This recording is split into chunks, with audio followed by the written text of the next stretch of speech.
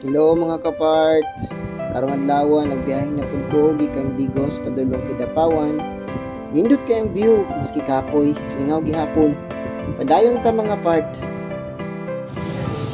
Mga part, nagulat ko karon ng bus diri sa Bansalan.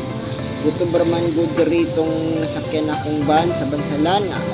Ya maong nag-traffic trip na lang ko ron padulong Kidapawan. Taban lang ta mga part.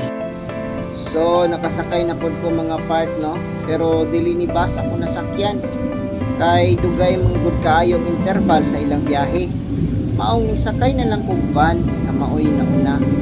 Importante, makaabot gihapon ta na safe. So, along the way, nindot kaya mga talanaw, no? Nakawala dun sa stress. Usahay, makamit po po mga bagong mga friends sa biyahe. Ngaw gihapon, maski usahay kapoy, kay kulang tulong. Bisa ta magbaba kadyot mga kapart sa quarantine checkpoint dinhi banda sa Bulatukan para man pud noon ni sa kaayuhan sa tanan maunang obey lang jud ta sa mga pamalaod. Safety first gihapon mga kapart.